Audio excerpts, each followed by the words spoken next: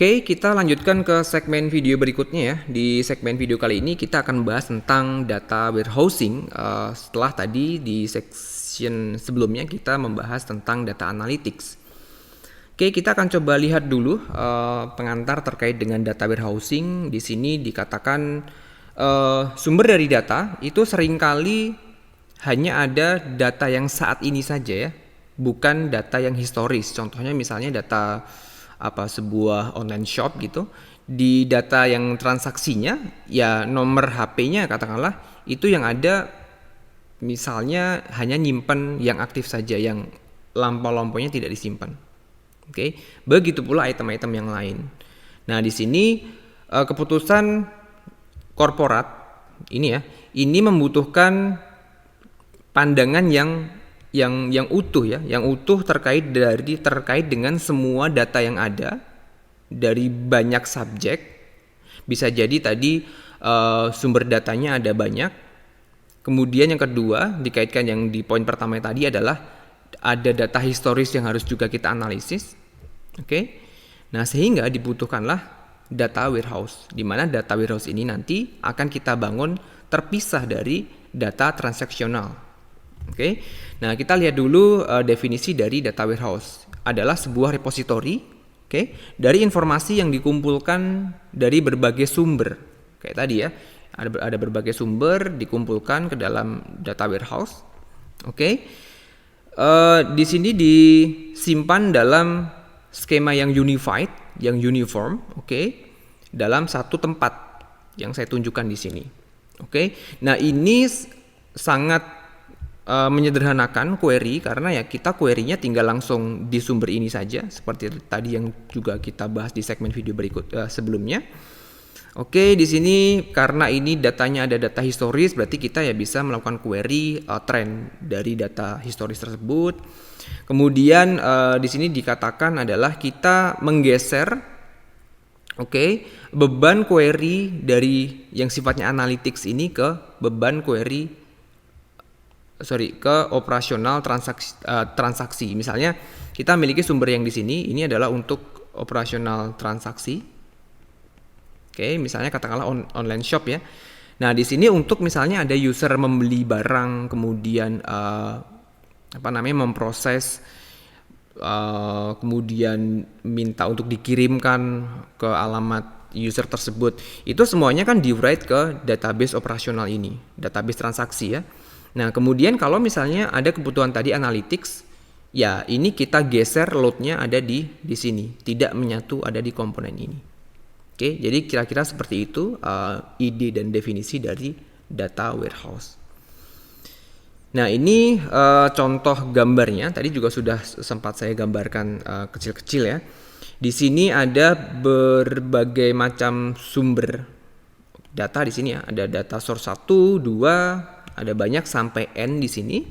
Kemudian kita ingin kumpulkan dalam suatu tempat yang kita sebut sebagai data warehouse. Tadi prosesnya ada ETL, extract, transform, kemudian kita load ke data warehouse-nya. Di sini ada komponen data loader-nya. Di sini kita simpan di sini DBMS, kemudian ya udah di sini kita bisa melakukan analisis di sisi sebelah kanan ini dari data yang sudah terkumpul. Kemudian kita coba lihat lagi lebih jauh terkait dengan definisi yang banyak digunakan. Ini dari Bill Inmon tahun 97. Ini sering disebut sebagai bapak data warehouse. Di sini Bill Inmon ini memberikan definisi sekaligus mengkarakterisasi ya data warehouse itu seperti apa. Ada 4. Yang pertama adalah subject oriented. Ini maksudnya adalah ya data warehouse tadi kita bisa organisasikan menurut subjeknya.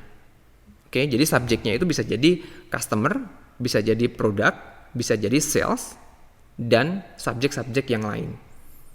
Itu adalah definisi atau karakteristik pertama. Kemudian yang kedua adalah integrated. Dari keyword ini juga sudah sangat jelas ya. Jadi kita membuat data warehouse itu dengan cara menggabungkan dari berbagai macam sumber, di mana sumber-sumber itu bisa bermacam-macam formatnya, atau bisa jadi juga database sistemnya juga beda. Misalnya yang satu pakai relasional, yang lainnya pakai database yang bukan relasional, misalnya MongoDB dan produk-produk lain. Oke, nanti mungkin akan kita singgung di minggu ke-15. Oke, ada juga di sini flat files atau data-data lain ya. Oke, kemudian ketika data dipindahkan ke data warehouse, oke, mereka diekstrak, tadi dipindahkan dari sumber ke data warehouse, kemudian dilakukan cleaning. Oke, mungkin datanya ada yang duplikat, kita remove duplikatnya. Kemudian kita transformasikan agar kita bisa simpan dalam satu tempat yang sama. Di konteks ini ya skemanya sama. Kemudian yaitu kita load ke DBMS di data warehouse tadi. Oke, itu adalah integrated. Kemudian yang ketiga adalah time variant. Jadi di database transaksi seperti yang kita bahas sebelumnya, itu biasanya menyimpan hanya current datanya saja ya. Sehingga historical datanya mau kita simpan di mana? Nah, ini bisa kita simpan di data warehouse. Nah, ini contohnya adalah kita bisa menyimpannya sampai history 3 bulan, 6 bulan, 12 bulan, bahkan di beberapa referensi itu sangat umum menyimpan sampai hitungan 10 tahun ya untuk keperluan analytics tadi. Oke, kemudian yang keempat adalah non volatile. Jadi ketika data ini ada di data warehouse, yaitu nggak kita ubah sebagaimana ada di data transaksi.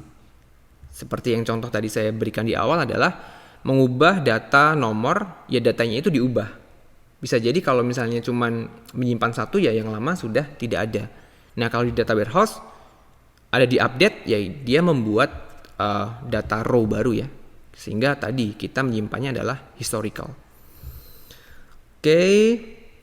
Nah, kemudian kita akan coba lihat dulu membandingkan gimana ide data warehouse ini dibandingkan kalau misalnya kita tetap memaksa ya udah kita pakai beberapa sumber saja data DBMS terus kemudian kita lakukan analytics di berbagai sumber itu. Misalnya kita memiliki sumber 1, 2, 3 di sini. Kalau data warehouse tadi kan kita move ke sini dulu ya, baru kita analyticsnya di sisi kanan ini dari sumber yang ada di tengah ini. Oke. Nah, di sini kalau misalnya kita tidak menggunakan data warehouse, berarti gimana? Kita harus membuat sebuah mediator ya. Wrappers di sini. Wrappers yang kita buat di sini. Jadi kalau misalnya ada query di sisi kanan sini ya. Query. Ya, query ini nanti akan dilempar ke wrappers ini, dan wrappers ini yang akan bertanggung jawab untuk mentranslasikan query yang diinputkan tadi ke banyak sumber ini, sehingga proses penggabungan, filtering, kemudian tadi ya yang ada ETL tadi itu dilakukan on the fly. Coba bandingkan dengan ide data warehouse tadi ya. Oke. Ini akan memiliki performa yang lebih tinggi dibandingkan ini, karena tadi kita menggeser beban analytics itu bukan di database transaksi itu, tapi ada khusus nanti di tempat yang khusus memang untuk analytics. Oke, jadi ini informasi dari berbagai macam sumber itu diintegrasikan di awal dulu, baru di situ kita bisa melakukan query. Itu ya, kalau misalnya kita membandingkan data warehouse dengan nggak usah pakai data warehouse, tapi kita query langsung dari sumber-sumber yang ada. Nah, di sini kita akan coba bandingkan antara OLTP dan OLAP. Oke. Di beberapa pertemuan sebelumnya kalian banyak belajar di OLTP ini, Online Transaction Processing. Seperti tadi yang saya pakai contoh yang sama aja di misalnya online shop. Di situ kan berarti menghandle create user, kemudian user membeli barang, atau bahkan user ada yang jualan di situ ya. Itu kan ada transaksi ya, membeli barang, kemudian membayar, mengirimkan barang. Nah, itu kita sebut sebagai OLTP, Online Transaction Processing, di mana tasknya, oke, ini adalah major task dari traditional relational DBMS. Kemudian ini adalah day-to-day operations seperti tadi, contohnya adalah di online shop itu ada purchasing, Di contoh lain ada inventory, ada banking, manufacturing, payroll, dan seterusnya kalian bisa baca di sini. Nah, kemudian yang mungkin kalian baru tahu di pekan ini itu adalah ini online analytical processing, di mana ini adalah tugas utama dari data warehouse. Yaitu adalah untuk melakukan analisis data dan mensupport terkait dengan decision making. Jadi dari analisis data itu untuk mendukung kira-kira keputusan apa yang sebaiknya diambil. Jadi kalau misalnya keputusannya bagus, nanti akan terjadi efisiensi. Ini lebih lanjutnya lagi perbedaan antara OLTP dan OLAP dari aspek user dan system orientation. Yang pertama, kalau OLTP ya customer. Kalau OLAP ini lebih ke marketnya ya. Jadi nganalisis market. Kemudian data konten itu kalau di OLTP itu lebih ke data yang saat ini yang current, kemudian dia detail ya karena transaksi ya, berarti semuanya harus di record. Kemudian yang OLAP di sini dia menyimpan historical dan sudah dikonsolidasi. Jadi misalnya ya kita nggak perlu menyimpan data detail semuanya. Yang kita simpan misalnya hanya agregasinya saja. Agregasi misalnya jumlah penjualan berdasarkan kategori, dan nilai-nilai agregasi lain. Kemudian database desainnya kalau di OLTP kita tahu ER. Kalau di OLAP nanti akan kita lihat ada star schema yang kita susun by subject. Kemudian view di sini tadi berarti datanya adalah current dan itu lokal karena ya ada beberapa sumber dan sumber itu berarti ya di lokal itu saja. Kalau misalnya di OLAP di sini ya dia bisa berubah dan berubahnya akan tetap disimpan ya. Kita memiliki data historis dan itu terintegrasi di satu tempat tadi. Kemudian ini akses patternnya kalau di yang pertama itu banyak update, kemudian yang kedua ini banyak read only tetapi query-nya kompleks. Yang perlu dijadikan catatan adalah meskipun query-nya kompleks tapi query-nya tidak sesering transaksi. Jadi misalnya analisis hanya dilakukan sehari sekali misalnya atau bahkan misalnya ya udah sebulan sekali saja.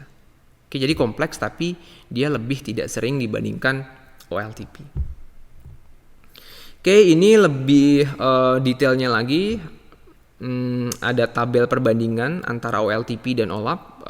Saya yakin ya kalian bisa baca, bisa lihat aja di sini di tabelnya ya. Saya pikir sangat jelas. Tadi juga sudah kita bahas di beberapa slide sebelumnya, beberapa item. Ini contohnya misalnya usernya kalau di OLTP ya lebih banyak, kalau di OLAP ya tidak sebanyak di kasus OLTP ya. Dan seterusnya kalian bisa baca di tabel ini. Berikutnya kita akan coba lihat mengapa kita harus memisahkan data warehouse ini dari data transaksi. Ya seperti yang tadi kita bahas, ya kita ingin performance dari kedua sistem baik untuk transaksi dan untuk data warehousing, untuk analytics itu dua-duanya performance-nya bagus, tinggi ya. Sehingga kita harus pisahkan. Lebih baik dipisahkan. Di mana yang untuk OLTP ya kita tune agar dia bagus di proses transaksi operasional. Seperti kemarin kita sudah belajar menggunakan indeks. Kita juga belajar kemarin ada concurrency, ada control, ada recovery. Kemudian kalau di warehouse ya ini ditune untuk analytics. Jadi query-nya kompleks, tapi tadi dia tidak sesering untuk yang operasional. Nah, kemudian alasan berikutnya adalah ya fungsinya berbeda dan datanya berbeda. Karena untuk yang analytics kita butuh historis, sehingga kalau misalnya kita menggunakan database yang operasional, ya kita miss beberapa data ya, beberapa datanya missing. Kemudian datanya tadi perlu disatukan, dikonsolidasi ya untuk yang analytics. Yang ketiga adalah data quality-nya. Jadi beberapa sumber itu inkonsisten, misalnya format penulisan tanggal, atau format penulisan alamat, atau item-item lain yang mungkin akan berbeda satu sama lain, sehingga ya kita perlu preproses terlebih dahulu agar nanti bisa digabungkan di data warehouse tadi. Ini adalah alasan kira-kira kenapa harus dipisahkan antara database sistem yang operasional, yang untuk transaksi ya, dengan yang untuk keperluan analytics data warehouse ini. Nah kemudian kita masuk ke skemanya seperti apa kalau di data warehouse ini.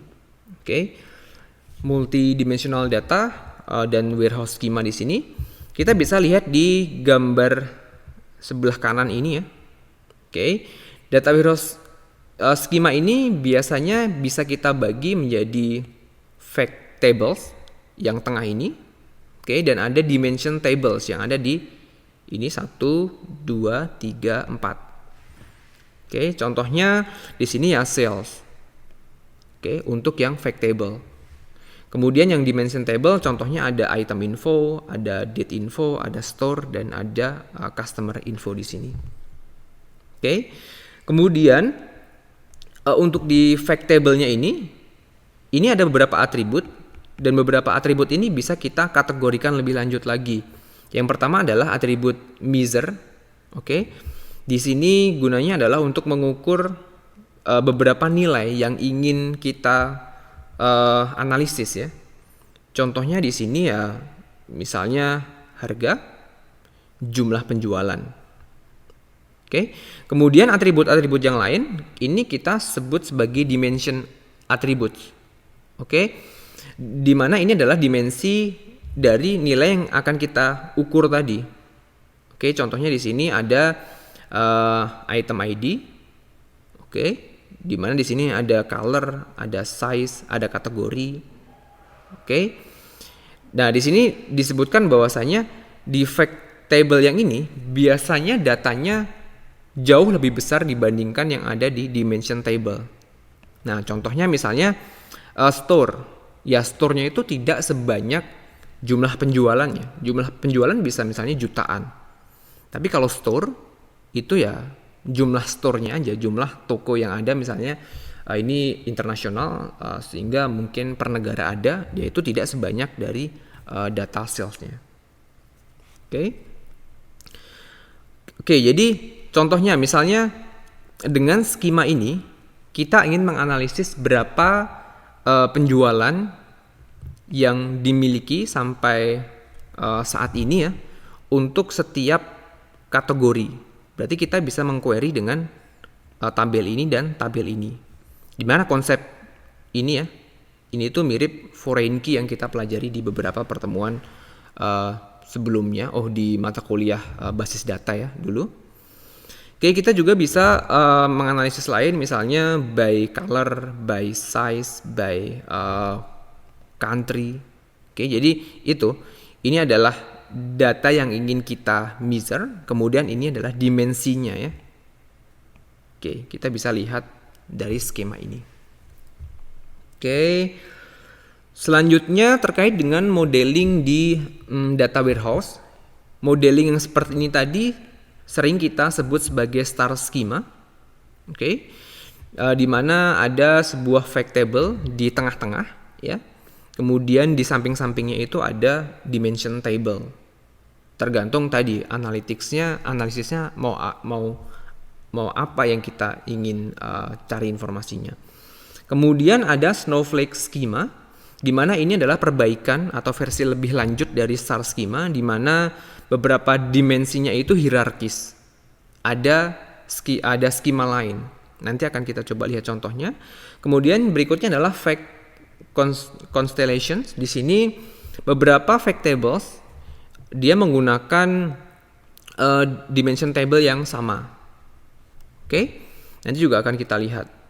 Nah, ini contohnya star schema. Ya ini kurang lebih seperti yang tadi saya tunjukkan aja. Ini cuma beda representasi aja. Di mana ini adalah fact table-nya. Ini adalah yang kita measure unit penjualan, ini adalah dolarnya, kemudian ini average salesnya, ini adalah dimensionnya. Oke, tadi misalnya kita ingin menganalisis jumlah penjualan, misalkan berdasarkan brand, atau misalnya berdasarkan bulan. Begitu pula informasi-informasi yang lain, yang dibutuhkan oleh sebuah institusi. Berikutnya ada Snowflake Schema. Seperti yang saya sampaikan tadi, ini adalah versi lebih lanjutnya lagi, di mana di dimension table itu ada hierarkis. Contohnya di sini misalnya di locations kita memiliki atribut city key, di mana city key-nya itu juga ada skema sendiri. Di situ ada provinsi, ada country-nya. Untuk contoh yang lain misalnya supplier key di sini, di mana supplier key itu ada atribut-atribut yang lain lagi. Ini yang kita sebut sebagai Snowflake Schema. Berikutnya ini adalah contoh fact constellations. Di mana kita bisa lihat di sini kita memiliki fact table di sini. Ini adalah fact table yang lain, di mana di dua fact table ini dia menggunakan sharing dimension table yang sama. Contohnya ini digunakan item key yang di sini dan yang ada di sebelah kiri ini. Itu kira-kira skema yang ada di data warehouse. Kemudian kita akan coba lihat terkait dengan design issues. Yang pertama adalah kapan dan bagaimana kita mengumpulkan data. Nah, kalau di bukunya Silberschatz itu disebutkan ada dua pendekatan. Yang pertama adalah source driven architecture, di mana ya sesuai dengan ini namanya, ini akan di-drive oleh source-nya. Jadi source-nya yang akan mentransmit ke data warehouse-nya. Yang kedua adalah destination driven architecture. Di sini data warehouse-nya atau destination-nya itu dia yang akan merequest ke source-nya. Misalnya setiap 1 jam, setiap 1 hari, ataupun periode-periode yang lain. Nah, di sini dikatakan bahwasanya kalau misalnya kita melakukan sync real time, kita synchronize data source dan tujuannya, itu terlalu mahal ya komputasinya. Sehingga ya kita data di data warehouse itu tidak terlalu update, itu sudah cukup. Misalnya untuk analisis bulanan, misalnya tidak lengkap 1 bulan, katakanlah telat 1 hari, itu sudah lebih dari cukup. Karena kalau misalnya tadi kita sinkronkan real time, yaitu bebannya akan menjadi berat.